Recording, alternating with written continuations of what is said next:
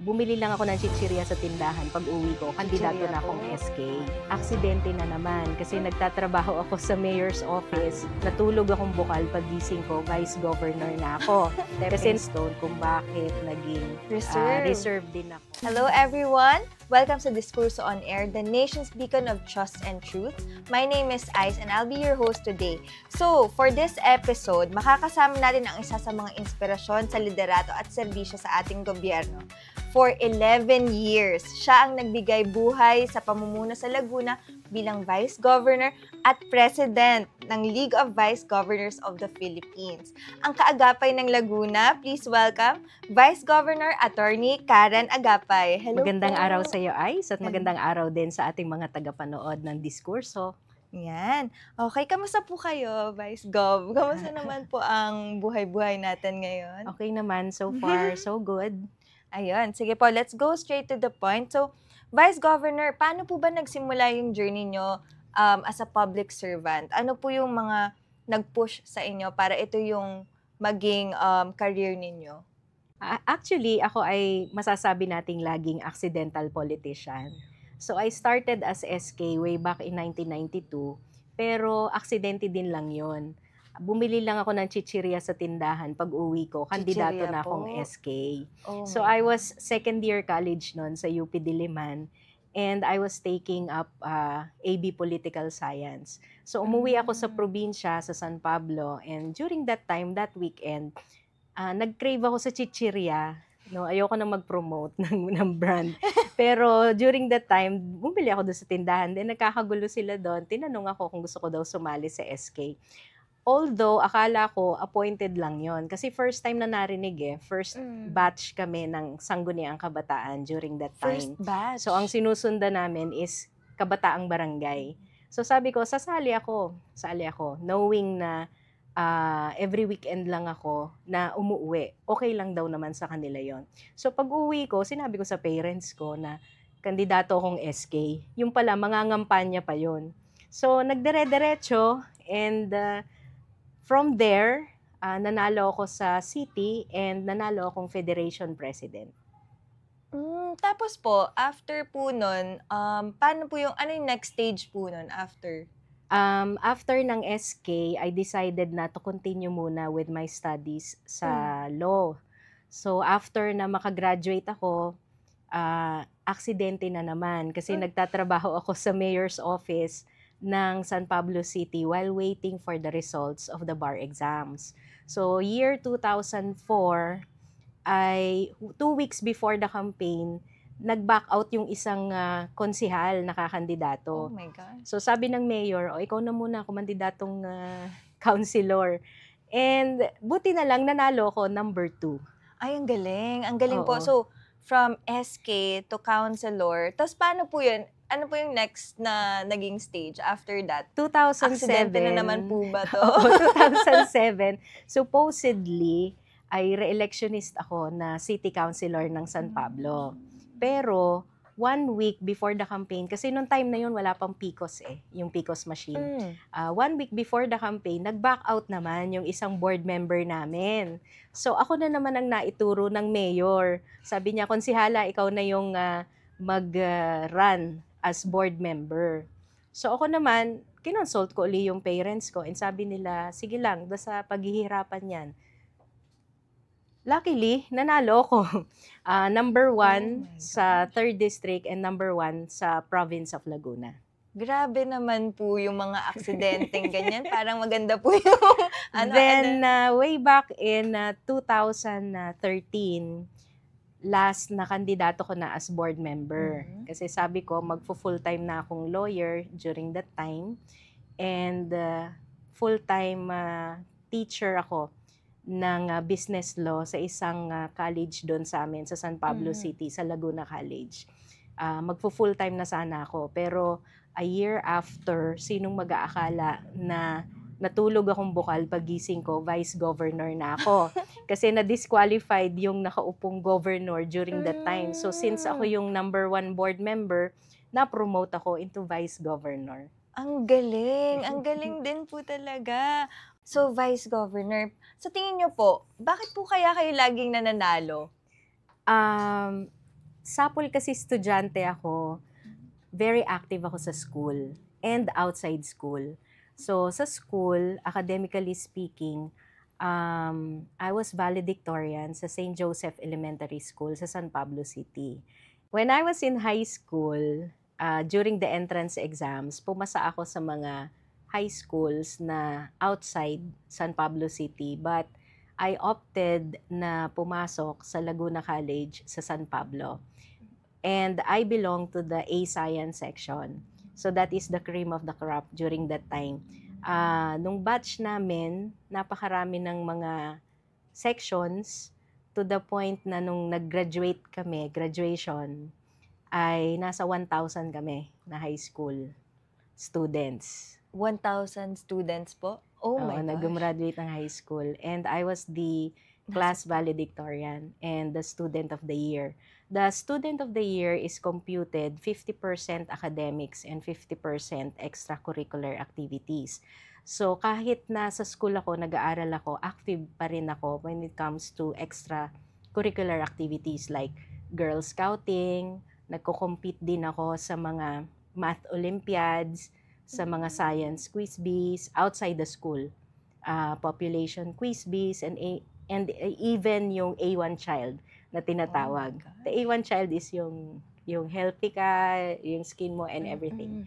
Ganun siya. And during first year high school, kahit first year ako, may times na nagsisit in ako sa third year, sa klase ng third year, kasi inaaral ko na yung subjects nila.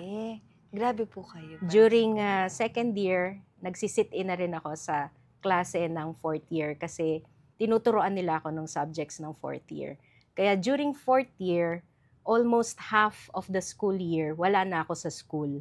Kasi puro lumalaban na ako sa mga competitions. And together with my coaches and my teammates, naiuwi naman namin yung gold medal at saka yung trophy. Grabe po. Also, since ang dami niyo rin pong pinapasukan ng mga classes, sobrang mas nakikilala din po kayo ng mga Yes, may mga organizations din na inter-school and nagiging officers ako. Kaya siguro, nung time na nagsangguniang kabataan ako, nanalo ko sa barangay namin.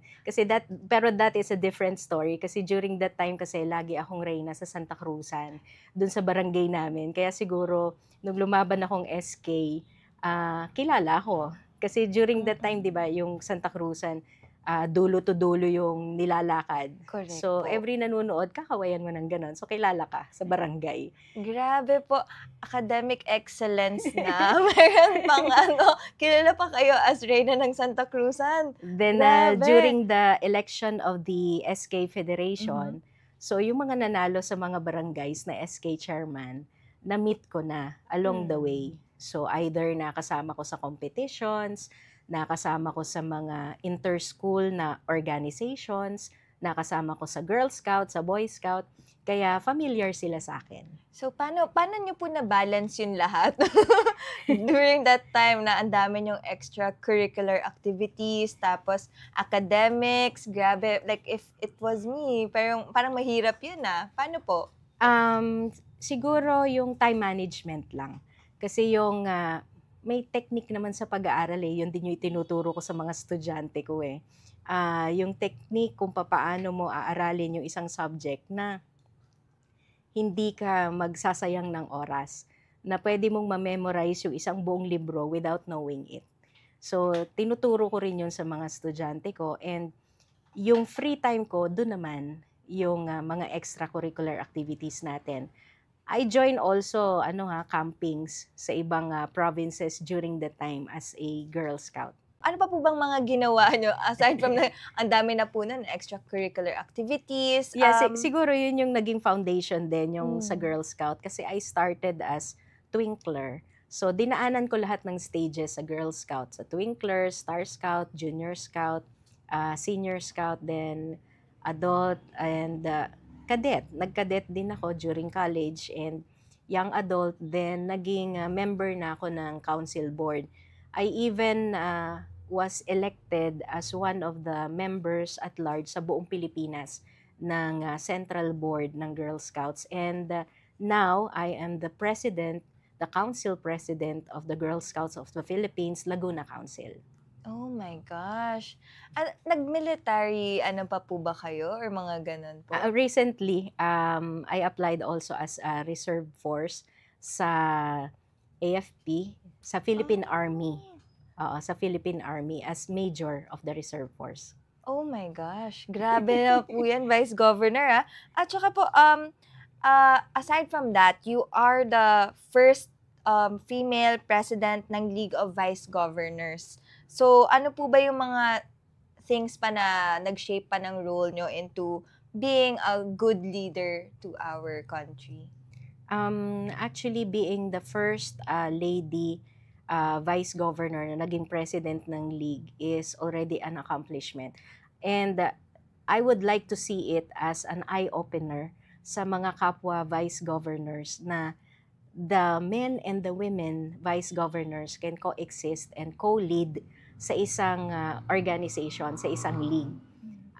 Siguro dahil hindi lang ako babae, I'm also a lawyer by profession. I'm a practicing lawyer by profession. And yung sincerity natin sa mga kapwa vice governors.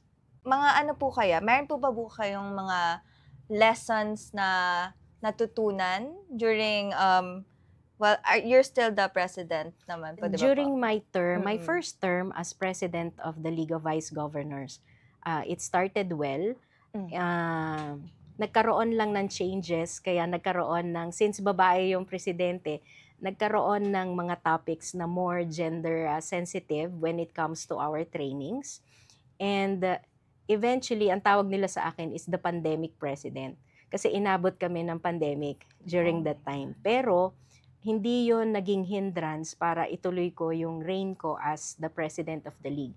Ang ginawa naman namin, nag-switch kami online. So, kahit pandemic, dire-diretso naman yung mga trainings namin, best practices through online learnings. Kasi alam mo, the Sangguniang Panlalawigan and the vice governors as the head of the Sangguniang Panlalawigan, we are presumed to be the most intelligent when it comes to legislation sa mga respective provinces namin.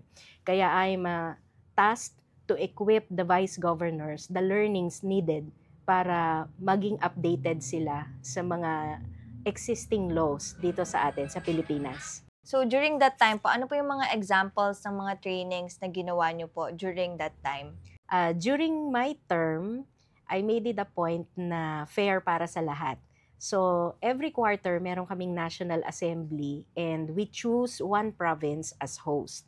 So, ang ginawa ko, by quarter, bawa, Mindanao muna ngayon. Tapos, ang susunod na quarter is Visayas. Then, last is Luzon. After ng Luzon, balik uli sa Mindanao. Ang ginagawa namin doon is trainings, updates. Usually, ini-invite din namin ng DILG para sa mga legal updates.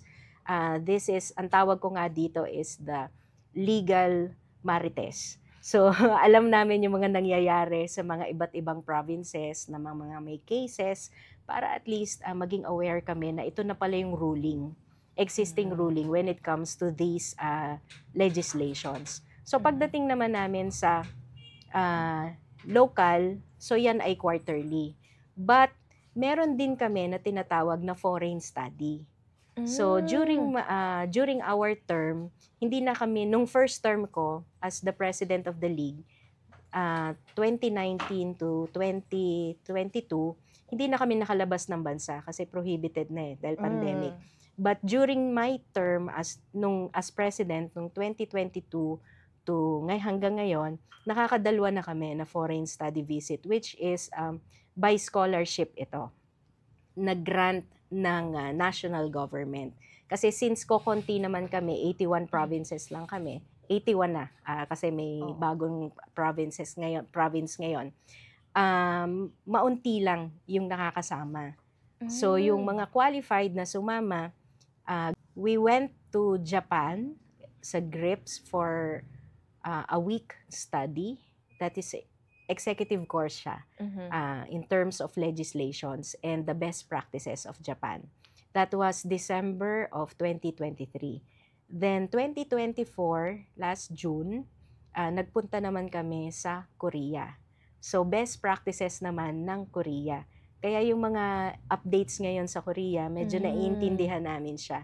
Kasi yung power ng president at saka ng parliament, pinaliwanag sa amin. So, medyo iba siya pagdating sa Pilipinas. But, the best practices na nakikita namin is pwede siyang maging applicable dito sa atin sa Pilipinas. Most important is in terms of the economic side. So, pumipili lang sila ng mga companies na susuportahan ng government. And for every household, pumipili sila ng isang anak na paaaralin nila ng libre. Nang sa gayon, kapag pinaaral nila ng libre, it trickles down na siya na yung magsusupport sa family nila. So that is a good practice na pwede nating i-adapt dito sa Pilipinas. So during those trainings po, ano po ba yung mga nangyayari dun sa mga trainings na yun po? Yes, the trainings for the vice governors is very rigorous. Kasi meron talagang nag-check sa amin, may nagbabantay ng attendance. And this is monitored also by the foreign counterpart, the foreign educational institution. May Imagine, exams po ba? ma-late ka lang ng 5 minutes, deducted na yun sa'yo. Yung mga professors namin is caliber talaga, high caliber professors dun sa bansa na yun. So we are mandated to really study, to sit down and learn from them. Then hindi lang siya puro studies, meron din kaming mga site visits na ipapakita sa amin yung kanilang ginawa dun sa kanilang country na yun. So, very practical din. May practical and then may theoretical. So, nag-exam po ba? May exams po ba Yes, to? meron din siya. Meron din siya among mga exams and yung mga pwede nating sabihin na challenges na ibibigay sa'yo. Oh, so Masarap nga sanang mamasyal, kaya lang madidemerits ka kapag tumakas ka. And bawal po nga eh. hindi ka mabibigyan ng certificate kapag kulang sa oras yung iyong participation. Oo nga po. Tsaka, for sure, nag-aaral pa po kayo habang nandun, wala talagang time for leisure. Yes. So, anyways po. So, this 2025, you're running as governor. So, ano po yung pinaka-vision nyo for Laguna? Actually, as 11 years na vice governor, I have been training, sabihin na natin na OJT as governor ng province natin. And there are times na kapag wala ang governor natin at nasa ibang bansa, ako na rin talaga yung gumagampan as acting governor. Yung mga naaral ko sa abroad, sa mga training, sa league, ito yung mga pwede nating i-apply sa Laguna, and that is what I'm offering sa aking mga kalalawigan. Well, actually, pag yung umaalis ng bansa ang ating governor, most of the time ako na yung gumagampan as acting governor. So, hindi lang alam ng aking mga kababayan na lihim na ako yung nagbabantay at nag-aalaga sa kanila. So, kagaya nung mga typhoons na dumating, bagyong Leon, Marce, and during the Undas, and during last Christmas, ako din yung gumagampan as acting governor. So, kumbaga sa estudyante, matagal na nila akong pinaaaral, it's about time naman na pakinabangan nila ako. Okay po. So, ano pa po yung mga goals ninyo or like priorities or innovative plans for Laguna since you're running for a governor this 2025? Okay, during our term, during the 3 terms na vice governor ang inyong lingkod, we have produced several good legislation sa Laguna, including the Public-Private Partnership Ordinance and the Business Code, kung saan mas na-expand yung pwedeng mangyari sa lalawigan ng Laguna. Maganda na yung mga ginawa natin, and Laguna is recipient to numerous national awards, including the SGLG of the DILG. Ito yung gauge, kumbaga sa estudyante, ang mga probinsya, meron ding grade at meron ding mga honor. So, ang Laguna is consistent, nakasama siya sa honor roll. So, maganda na ang standing. What I want to do is to enhance itong magandang standing ng Laguna.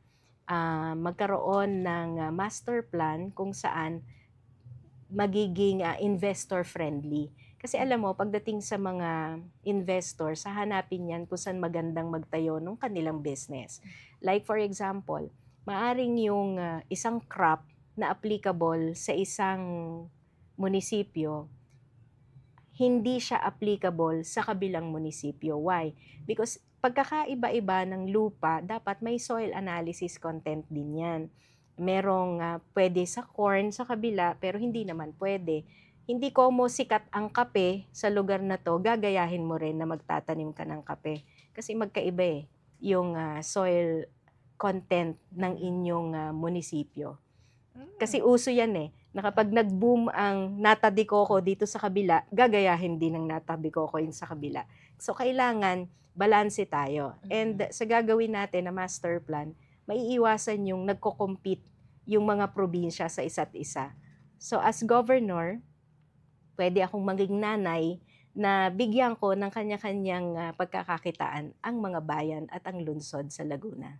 So, Vice Governor, since yung backstory mo kanina, 'di ba, from being SK to being a councilor to being Vice Governor, since we are expecting you to be governor this 2025, if you are, ano po ba yung feel nyo parang pinaka-qualification ninyo as the governor of Laguna?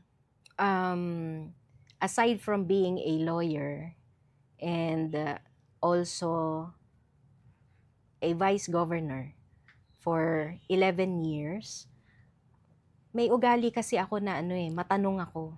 Matanong. And pwede mo akong iharap kahit sa mga foreigners, kahit sa mga dignitaries ng country natin, and even to the ordinary Laguneños, pwede akong iharap anytime. So, nakikipag-usap ako sa kanila. The proof of that is yung mga magagandang legislations na naipasa ko sa Sangguniang Panlalawigan is because narinig ko at nakausap ko sila. So, yun yung pinakamaganda siguro na trait ng inyong lingkod sapagkat naririnig ko yung sinasabi nila. And they are not afraid or they are not shy to talk to me. So, Vice Governor, ano po ba yung mga legislations na yun na na-introduce nyo na po? Number 1 on the list is the PPP Code of Laguna. This is the Private Partnership Code ng Lalawigan ng Laguna. In simple terms, ito yung mechanism na pwede mong gamitin kung sakasakali na hindi kasya yung budget ng Lalawigan ng Laguna to fund a particular project which is huge. So, pwede kang makipag-tie up sa mga investors para sila yung gumawa in terms of joint venture, build, operate, transfer. So, yun yung mechanism na pwede nating gamitin. And as you know, Laguna is a very rich province, potential for innovations, and potential site also for developments. So, napakagandang gamitin itong mechanism na ito, itong ordinansa na to, for future purposes. Isa pa is the business code, which is the code which is friendly sa ating mga investors. The other one is the Laguna Molecular Laboratory. During the pandemic, we are one of the first provinces na makapag-put up ng sariling laboratory. Kasi during the COVID, nagkakaubusan ng time, ng oras. Nakapila lagi kung saan-saan. And by the time na ma-analyze na COVID positive, nakagala na yung pasyente. So we are one of the few provinces na first na nag-establish ng government-run na molecular laboratory and it was approved in the Sangguniang Panlalawigan. Mahilig din kasi ako na humanap kung ano yung meron yung ibang probinsya na wala pa kami. Kaya on the side, nag-sponsor din ako ng legislation na inviting the DFA, the Department of Foreign Affairs, to put up a consular office in the province of Laguna. So after several lobbying sa DFA, sa House of Representatives, sa Senate, After 2 years ng lobbying, naiput up yung consular office ng DFA sa SM San Pablo. Malaking bagay po Kasi yun. during that time kasi wala pa kasing Opo. DFA sa Laguna, pero yung ibang provinces, meron ng DFA consular office. Ang kulang pa rin namin is the PRC, the Professional Regulation Commission. So, nag-sponsor din ako ng batas sa Sangguniang Panlalawigan to invite the PRC to put up their satellite office sa Laguna. Meron na sa Robinson, sa Santa Rosa, but yung bulk ng mga professional sa 3rd and 4th District, wala pa. So, ngayon, meron kaming ongoing na Memorandum of Agreement. Nire-review pa ng Legal Department ang PRC. But ngayon, may regular din kami ng mga mobile services ng PRC which caters sa lahat ng mga professional sa Laguna. Nagko-conduct din ako ng hosting ng PRC licensure exams for teachers sa Laguna. So dati, pumupunta pa sila ng Lucena, Manila, pero ngayon sa Laguna na lang sila nag-e-exams. Imagine, 4,000 Lagunenses are taking up the licensure exams for teachers yearly. And saan sila pumupunta? Saan sila nagbo-boarding house? So by the time na mag-exam sila, nahihilo na, masama na ang pakiramdam. And I have testimonies na since nagsimula kami ng aming licensure exams for teachers, siguro po ginagawa na namin to for 3 years na. Merong universities, merong mga colleges sa amin na kung dati ang passing sa kanilang school ay 70%, ngayon, simula nung ginanap sa Laguna yung exams, 100% na nag-e-exam sa kanila ay pumapasa. Grabe. Iba rin po talaga kasi pag accessible yung mga ganun di ba po? Okay. Yun po. So, as a Girl Scout, meron ding mga programs po ba na na-lobby or na-introduce? Actually, siguro sinwerte lang ako na tumapat sa akin yung Diamond Jubilee Anniversary ng Girl Scout Laguna Council. So, 75 years anniversary. And napakagandang pagkakataon to showcase the GSP in Laguna. During my reign as the president, nakapag-host na kami ng launching ng ating GSP Cookie Promise. So, during that time, kauna-unahan din ang Laguna na nag-showcase ng GSP cookies. So, sa buong Pilipinas, kami pa lang ang meron nun. So, napakaganda. Kasi di ba sa abroad, meron ding mga cookies na pag Girl Scout, synonymous na may cookies. Pero dito sa Pilipinas, wala pa. So, during my term as president, dun tumapat yung launching ng GSP, The Cookie Promise, which is, hindi lang siya masarap, kung hindi para din sa mga Girl Scout challenge sa kanila in their entrepreneurial skills. So, bawat challenge sa Girl Scout may katapat na badge. And hindi naman nakakahiya kasi for every cookie that you buy, you give a portion of it to fund the programs of the Girl Scout. Ang galing. Actually, Girl Scout, nag-ano rin po yan, nagmo-mold ng leadership skills talaga yan, di ba po? And entrepreneurial. Yes, contrary to the popular opinion na ang Girl Scout ay usually nagka-camping lang, puro girly-girly lang na tasking, like yung cooking and everything. Girl Scouting is actually a development of the young girl in terms of emotional, physical, how to be resilient, how to be resourceful. In short, yung discipline. Kasi for every challenge na binibigay namin sa kanila, merong katapat na badge. So, marami kang pwedeng matutunan sa Girl Scout. So, Vice Governor, ano po ba yung tingin nyong strong points nyo as a candidate of being a governor this 2025? Aside from being hands-on sa mga kababayan natin, nakikipag-usap ako sa kanila, siguro isa rin sa mga strong points ko is being a lawyer. And not just a lawyer, but a practicing lawyer. And nagko-conduct din ako ng mga free legal services and consultation sa mga kababayan natin. Pero since napakalawak ng Laguna, nakaschedule yon. Nakaschedule yon siguro. Pag Friday, nasa 3rd district ako. Pagka Thursday, nasa 1st district ako. Napakalayo. Pero binibigyan natin sila ng oras. And this is the chance na makausap ko yung mga kababayan natin. Parang it's a form of marites din. So nakikibalita din ako sa kanila. Talaga, merong ganun dyan sa lugar nyo. May mga nangyayaring ganyan.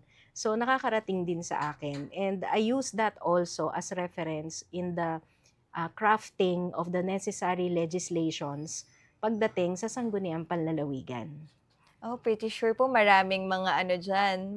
Marami pong talagang pupunta for the free legal aid. Is there anything that's memorable during actually, your ang role ng Sangguniang Panlalawigan, if I may expound, hindi kasi alam masyado ng mga tao. Like, sa Manila, wala namang board member, di ba? Sa Manila, meron lang mayor, pero walang vice governor ang Manila. Wala ring board member. So, in simple terms, kung merong kagawad ang barangay, merong konsihal ang syudad or ang bayan, ang lalawigan ng Laguna, meron ding konsihal. Ang tawag sa kanya is board member or bokal. And sa mga board member at sa mga bokal sa Sangguniang Panlalawigan, ang pinaka-head nun is the vice governor. Ano ang role namin? Lahat ng ginagawang batas ng ating mga konsihal, mga vice mayor, yung mga ordinance nila, umaakyat sa amin for review. So imagine the 30 cities and municipalities na ginagawa nila pumapasok sa amin. So ang ginagawa ko naman, ini-assign ko siya sa mga board members, depende sa kanilang committees. So if this is about law, dun sa Committee on Law. If this is about health, sa Committee on Health. Kung sa environment, sa Committee on Environment. I give them 15 days to review and to conduct the necessary hearings. And after that, i-report na nila sa session. But at the end of the day, being the vice governor, ako pa rin yung nagpa-final review ng ginawa ng mga board members. Kaya sabi ko, malaki ang role ng mga board members din. Kasi hindi masyadong alam ng mga kababayan natin yung role ng mga board members. So sila yung nagre-review ng mga batas na ginagawa ng bawat bayan. Kasi magkamali man sila ng desisyon nila, pwedeng makulong si mayor, pwedeng makulong si vice mayor at ang mga konsihal. So kami yung nagfa-final review kung naaayon ba sa batas yung ginawa nila or hindi. Kung merong discrepancy, itinuturo namin kung paano i-correct yung ginawa nilang batas. So, Vice Governor, sobrang qualified mo talaga kasi imagine mo, nasa position ka and then you're also a lawyer. So, you also know the legislative practices. Alam nyo na rin po yung mga nag-training pa kayo abroad, ganon. And as a lawyer, I know it's very important na alam talaga nung nasa posisyon yung mga batas na kailangan ipasa. So, grabe ka naman, Vice Governor. Ano pong masasabi nyo? Tama po ba na dapat lahat ng politicians, abogado rin po? Sa batas naman natin, wala namang nakalagay na to be able to file candidacy or to run, you must be a lawyer. Pero on my experience, nagamit ko siya. Siguro yun din ang dahilan kung bakit tumagal ako as Vice Governor for 11 years. Kasi forte ko siya. Nag-enjoy ako and magaan para sa akin yung mag-review ng mga ginagawang batas ng mga bayan at syudad kasi kita ko na agad. So hindi na ako i-assign ko pa sa kung kani-kanino para mag-research kasi beforehand naaral ko na rin ito. Remember, dumaan na ako as city councilor, dumaan na rin ako as board members. So usually naman, yung mga pumapasok sa Sangguniang Panlalawigan is paulit-ulit lang yan. So from there, yung based on experience namin, madali ko na siyang nadidesisyonan. And being a lawyer is an advantage kasi hindi mo na kailangang aralin pa ng mas malalim yung mga batas na mga challenge na dumarating sa'yo, yung mga cases sa'yo. At least meron ka ng paunang alam. I-review mo na lang kung ano yung latest. Parang ang sarap po na na lawyer yung nasa posisyon kasi at least alagang-alaga nyo na rin po, alam nyo na yung mga... Kaya naman maingat ako bago ako magbitiw ng salita or ng decision kasi it is presumed na kung lawyer ka, may credibility yung sinasabi mo. So, Vice Gov, pwede ka na rin talagang maging justice because of that. Actually, I've been in the practice of law for 17 years na. And most of my contemporaries na mga lawyers, mga classmates ko, it's either nasa mga judges na sila at meron na rin akong contemporary na justice sa Court of Appeals. With that po, sobrang qualified nga eh. Justice, may major, naging major pa po kayo.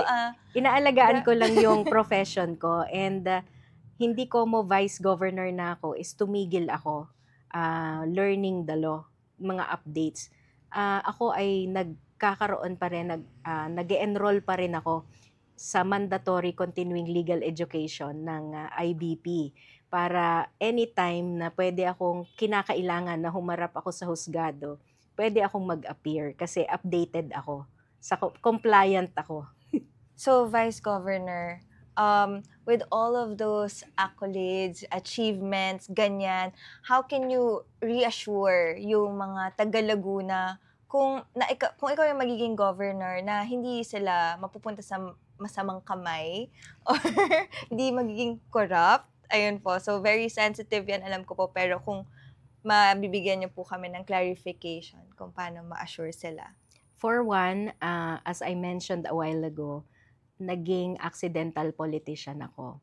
And I consider it as a blessing. Number two, I have a mother who prays for me every day. So, ito yung naging inspirasyon ko para to do good and service only. There are times na talagang iinit ang ulo mo, magkakaroon ka ng mga kaaway, but ang pinakamaganda dyan na choice is kung ano yung for the general welfare ng mga tao.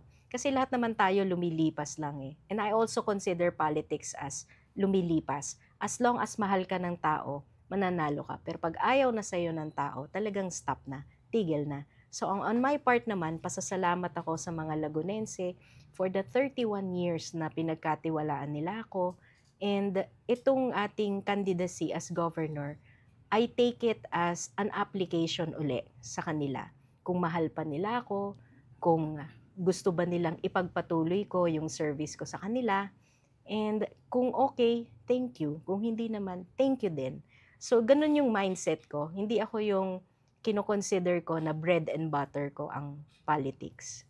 But pag pinagkatiwalaan naman ako, I do my best. Grabe, sobrang selfless po. Like a mother, how a mother should be to the Laguneños. So, the irony of it is single ako. Oh, wala okay akong po. asawa, Oh my God. wala akong anak. Married to your job. Yes. The mother of Laguna. Yes. Okay po. So, talagang naka-focus kayo sa pagpapabuti ng mga anak nyo, which are the Laguneños. So, I think they will be in very good hands. So, Vice Governor, nasabi niyo po na single kayo. Single mom. To the children, yung mga children nyo na from Laguna. Is that something that's a benefit to the Laguneños? Is that something na you feel like is something na magiging qualify pa kayo para sa mga tao in Laguna?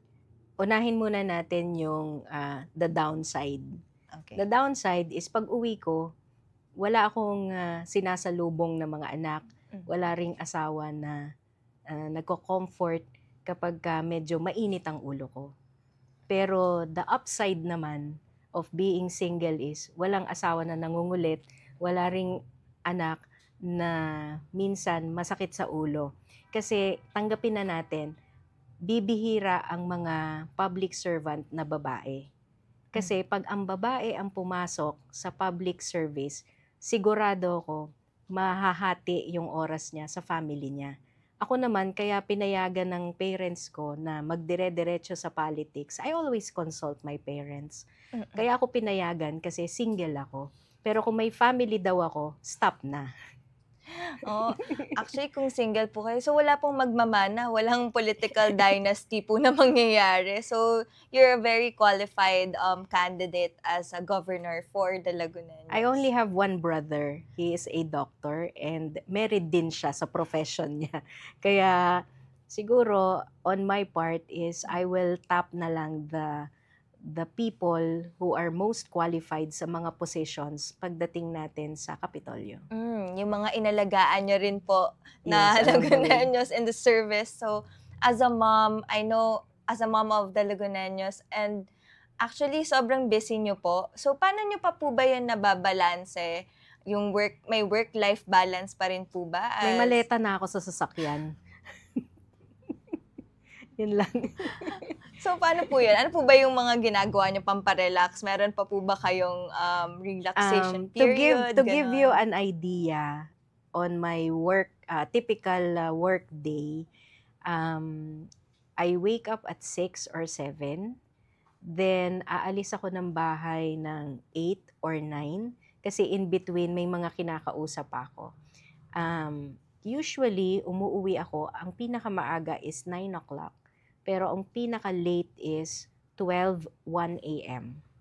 So, ganun kadami yung schedule ko. And the typical schedule ko sa maghapon is 10 to 15 schedules. So, sigurado, hindi ko mapupuntahan lahat yon kasi napakalawak ng Laguna. But, best efforts na pinupuntahan ko yung kayang puntahan. So, yun yung naging buhay ko na everyday. And since malayo yung San Pablo or Santa Cruz to San Pedro, kapag nasa area ako ng 1st District, dito na ako umuwi sa Manila, sa brother ko. Pag naman malapit sa San Pablo, doon ako umuwi sa San Pablo. Pero kung gagabihin ako sa 4th District, like yung municipalities ng Santa Maria, Mabitac, Siniluan, doon na ako umuwi sa Santa Cruz. So, paano po yun? Parang wala po kayong pahinga. Nasaan po yung, yung natin dito? Bakasyon? Nagbabakasyon pa po ba kayo? Ganyan. Usually, mas maraming schedule kapag weekends. Pero when I get the time na na-cancel yung mga schedules ko, nagpapahinga ako, sa bahay lang ako. Ang relaxation ko is tulog. So, sinasamantala ko yung tulog. Hindi na ako kung saan-saan pumupunta. It's a privilege to sleep. Mahilig din ako sa foot spa. Foot spa po. Pamparelax.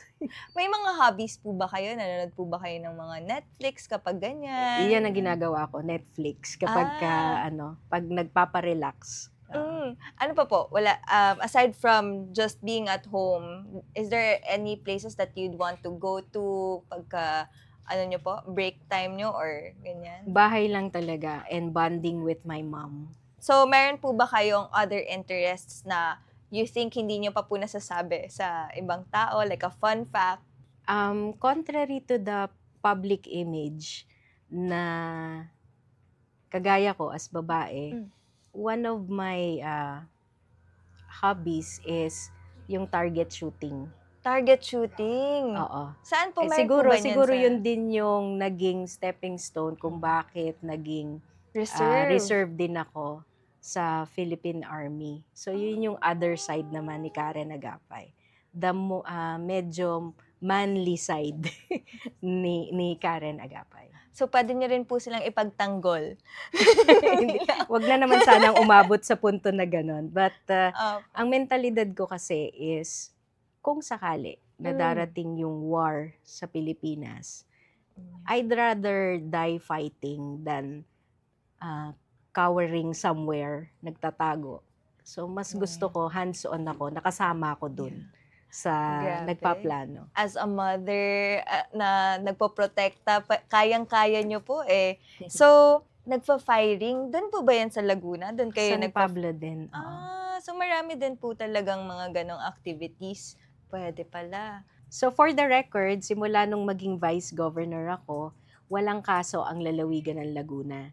Kasi yung mga previous kasi na mga terms, may times na kinakasuhan ang lalawigan ng Laguna for legislations na against the law, allegedly against the law. So, for the record nga, sinasabi ko sa inyo, simula nung maging vice governor ako, walang kaso ang Laguna. I think as an attorney na qualified also, you know how to follow the rules, how to implement those legislations. So that really makes you somehow the perfect candidate ka nga, 'di ba? As a mother na, attorney pa. On the Yeah. side, speaking of mother, on the side, kagaya ng isang normal na nanay, kami yung nag-a-approve ng mga annual budget ng mga cities, municipalities, and even the annual budget of the province of Laguna. On the side, meron kaming minana na 2 billion na utang dun sa nakaraang administrasyon. And yearly, nag-allocate ang Sangguniang Panlalawigan, nag-approve kami ng 200 million to pay that. The good news is, pag-graduate namin ngayong 2025, ako bilang Vice Governor, clean slate na tayo. So it's a good news para sa ating mga kababayan na gagraduate ako, wala nang utang ang lalawigan ng Laguna. Ang galing. Mm. So, lahat po yun nagawa nyo. Walang nagkakaso sa Laguna. Tapos, I think they're very lucky to have you na mag-run ulit para alagaan sila. Siguro dahil based on experience na rin and dahil nakaaral tayo ng batas, kapag nang ongoing ang session natin at may napansin ako na hindi naayon sa batas, nagre-recess na muna agad ako. And kinukall ko yung attention ng board member to correct it. So, hindi naman ako namamahiya in person. So, kinukall ko lang yung attention. That's very professional kasi I think, ako rin po kasi dati nag-aaral ako, may tinatawag na ethics. So, even the way you treat the other people, alam nyo rin kung paano sila alagaan in terms of kapag may hindi po muna kayong masagot, ganon. And siguro based on experience na rin. Kasi yung mga pinagdadaanan nila, pinagdaanan ko na. Naging SK ako, naging member ako ng Sangguniang Panlunsod, naging city councilor ako, and naging board member ako. So yung mga pinagdadaanan nila, napagdaanan ko. And I know yung feeling ng merong mas mataas sa'yo. Correct. Okay. So, ngayon po, Vice Governor, ang dami nyo na rin pong nasabi na achievements nyo from before. I'm pretty sure na marami pa rin kami hindi nakikita online since it's a day of age na everything's digital. So, if you can share some memorable things that you've done for the past year na hindi namin pa nakikita sa social media presence ninyo. Mahilig din akong pumunta actually sa mga wake ng mga patay ng mga kaibigan natin. So there was one time na nakaka-4 or 5 ako sa maghapon na pinupuntahan na wake. Although meron tayong mga kasabihan na isa lang daw patay ang pupuntahan mo sa maghapon. Pero sa dami, sa buong lalawigan ng Laguna, I make it a point na makiramay dun sa mga kaibigan din natin. Actually, nakita ko nga po even yung opening ng mga talipapa. Nagjo-join din po kayo. That is the Sustainable Livelihood Program na ibinigay naman ng DSWD sa atin. So, inalagaan natin sila for more than a year. I-guide natin sila paano mag-put up ng business. Ito ay mga ordinaryong solo parents, mga ordinaryong nanay, mga housewife. So, gusto lang talaga nilang maghanap buhay.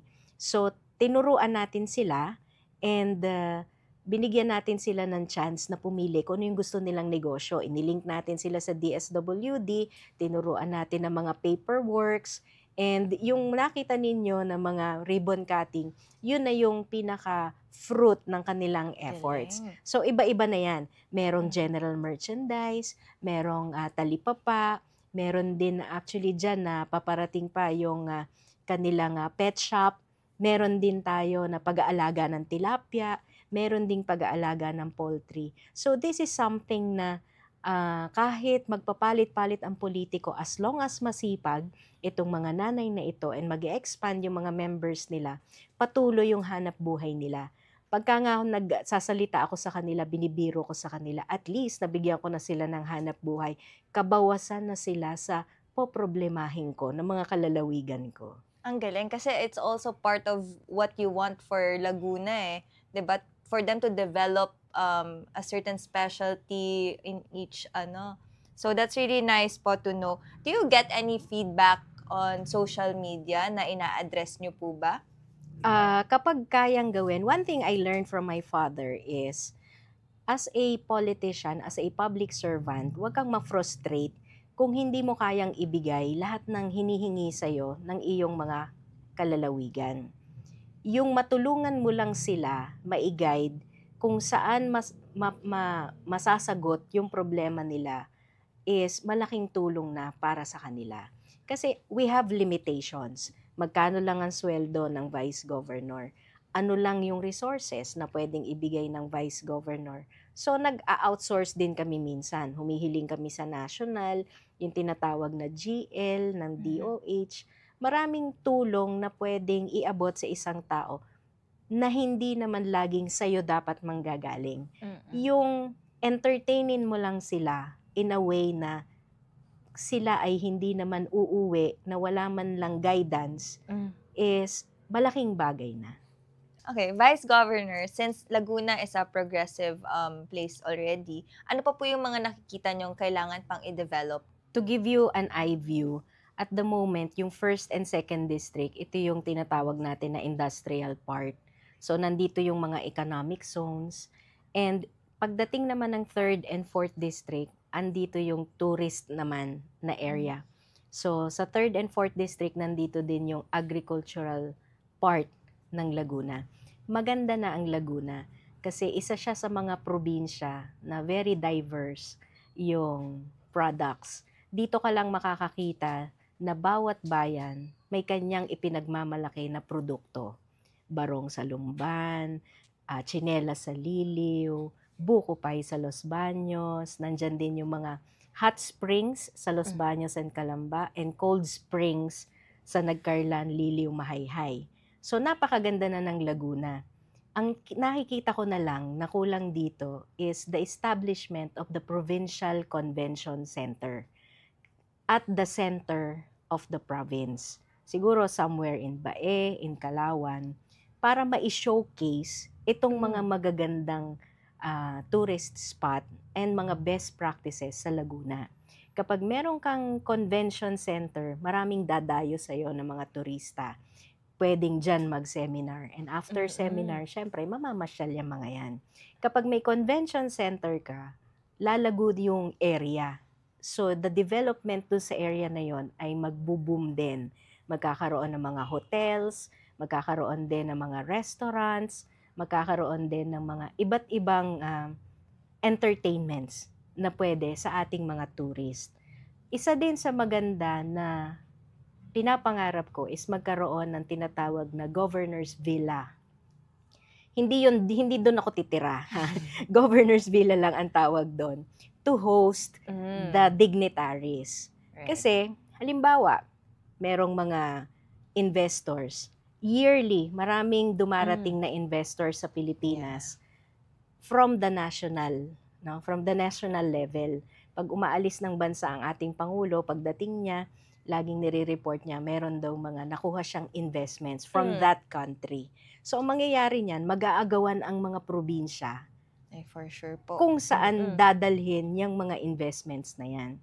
At para makipag-compete ka sa ibang probinsya, aside from being knowledgeable na governor, kailangan meron ka ding lugar kung saan sila i-entertain. So, the Governor's Villa will be the place, dun mo i-entertain yung mga ambassadors, yung mga investors, and even kapag dumarating ang ating presidente, dun natin dadalhin sa kanila to showcase Laguna. In short, bukod dun sa convention center, katabi niya yung Governor's Villa kung saan nandun na rin yung one-stop na nandun yung mga products ng Laguna. Pati po yan Showcase. Showcase na in one place, makikita mo na yung ano yung pinagmamalaki ng lahat ng bayan. Para pagdating ng investor doon, kita na niya agad. Yun, ang galing po nun kasi at least even in that sense, kung ano pa yung vision nyo, holistic rin siya, tas yung strategies na mangyayari para further ma-develop yung Laguna. Yes, Okay. and with the onset na ginagawa na ngayon yung coastal road ng Laguna, mas accessible na siya ngayon sa Manila. Yun, napakaganda po nung lagi talaga pag accessible yung mga bagay, mas lalong na-develop yung mismong lugar. Actually, At saka, siya. everything is about timing. Correct. Kung aware ka sa developments ng national, dapat sinasabayan mo yan para pagdating ng development na yon, kasabay na rin yung development ng province. Kitang-kita rin po lahat talaga ng trainings and mga nakita niyo po sa iba't ibang lugar or countries na apply din talaga siya dun sa mga plano niyo Yes. for Laguna. And Yeah. yung usual na motto ko is opportunity knocks sa mga tao at sa mga probinsya na ready. So yun lang yun. And isa pa nga sa magandang nakita ko is yung alagaan natin yung ating mga kabataan. At the same time, alagaan din natin yung mga senior citizens natin. Maganda sana yung magkaroon din tayo ng, kung may tinatawag na daycare para sa mga bata, vision ko rin na sana magkaroon din ng daycare para sa mga senior citizens. Inuulit ko ha, daycare lang siya. Right. Para dun sa mga working force natin, sa mga employees, Tama na po. kaya lang hindi makapagtrabaho is merong inaalaga ang magulang, why not put up a home daycare for the elderly? Na pwede mong iwanan dun yung magulang mo, pero susunduin mo pag uwi mo sa hapon. Sila naman yung magiging magulang. Yes. Magulang nila. But dun sa pagpupuntahan, pagdadalhan ng kanilang mga magulang, ako naman ang bahala doon. So, magpuput up tayo ng mga doctors doon, mga geriatric doctors na specializing sa mga sakit ng mga senior citizens. And of course, bigyan din natin sila ng time para may recreational activities naman sila. Ang galing kasi you're also family-oriented eh. So, with Yes. your parents, ganyan. So, you can apply it when it comes to the people of Laguna, even the senior citizens. Participative Yeah. governance, yung gusto nating mangyari sa Laguna, na nadidinig yung mga gusto ng ating mga kalalawigan. Ayun po. So, speaking of nadidinig, what is the best part po? Kunwari, nakikipag-interact po kayo with your constituents. Ano po yung best part na nakukuha niyong comments from them in terms na pwede niyong gawan ng action? Minsan, nagugulat na lang ako sa sobrang tuwa nung kausap ko, niyayapos na ako. Tapos may time na lumalapit sa akin kung pwede daw bang pakis. Sabi ko, sige, pakis. Pag babae, pero pag lalaki, syempre, hindi naman pwede. How do you ensure that your policies and programs will reflect the needs of your people? Well, that's something that you have answered naman sa past questions natin. Pero Yes, baka lang... continuous consultations. Kasi yun ang the best. Yung open yung communications, and hindi naman lahat ng sinasabi or mga suggestions tatanggapin mo. Kailangan i-evaluate mo rin at piliin kung ano yung mga doable at hindi doable. Okay, so Vice Governor, what's next for you for 2025? Aside from running as governor ng Partido Federal ng Pilipinas, syempre nangangarap tayo na ituloy yung serbisyo natin. And during my term as governor, God willing, na pagbigyan tayo ng ating mga kababayan, I want to be remembered as the governor during the era of science and technology in Laguna. Kasi napakaganda, strategically located ang Laguna, and nasa atin din ang UP Los Baños, and most of the well-known consultants abroad and in the national level ay nakatira sa lalawigan ng Laguna. We just have to tap them to gain from their experience and yung knowledge nila to be imparted sa lalawigan ng Laguna. Napakaganda kasi na mismong ang gagamitin mo yung mga nasa loob lang mismo ng Laguna. Mga hindi lang sila natatap. Okay, actually, that brings me to the next question po eh. Meron po ba kayong message para sa mga aspiring leaders na ginagovern nyo in Laguna? Especially for the youth, yung mga nangangarap na pumasok sa politics. Politics is really a vicious animal. And why animal? Kasi pagka nakain ka ng sistema, pangit ang kalalabasan.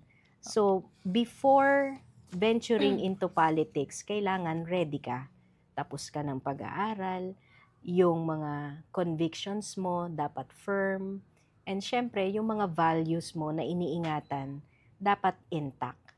Kasi pag hindi, makakain ka talaga ng sistema. Those are very nice words. Sana na-motivate yung mga... Inuulit ko ha, magtapos muna ng pag-aaral. Kasi mahirap pumasok sa politika nang hindi ka tapos ng pag-aaral. Matetempt ka na hindi na mag-aral. Correct. Kung pwede rin silang mag-lawyer. Mag-abogado rin sila para yung mga tools na kailangan nila is readily available Yes. for them. Inuulit ko ha, hindi naman nakalagay sa batas na required na ang public servant should be a lawyer, but it is an advantage on your part kung lawyer ka. Okay. Actually po, online, marami din kaming mga nababasang comments or like mga hinaing na if ever daw po na yung kumakandidato na isa po ay hindi naman mananalo, kayo na lang din daw po talaga yung iboto. So ano pong thoughts nyo about that? Na kayo pa rin talaga yung number one option if ever. Yan po. Thank you. Yun lang. Thank you. Siguro dahil sa service natin and for 31 years, never pa naman nila akong nakita na nasangkot sa anumang anomalya, sa skandal. I try my best. Hindi man kagaya nung iba na bongga ang ating approach. Kasi sapol nakilala nila ako, simple lang ako, and work lang talaga ako. Hindi ako masyadong maingay, but I try my best na magampanan yung trabaho ko to the best. Married to your work as the mother of Laguna. Yes. So, Vice Governor, sa dami ng serious questions natin kanina, let's end it with a fun note. So, we'll do a fast talk. Yan. So, pipili lang po kayo kung ano dito yung ano nyo. Ready na po ba kayo? Ready na. So, number 1, araw o gabi? Araw. Okay. Pasko o bagong taon? Pasko. Lalawigan o bansa? Lalawigan. Past, present, or future? Present. What's your lucky number? 5. When is the happiest day of your life? Nung pumasa ako sa bar exams. Kasi umiiyak din yung parents ko sa tuwa. Pag nakapulot ka ng 1 million pesos, saan mo to gagamitin? Ilalagay muna sa bangko, pag-iisipan ko.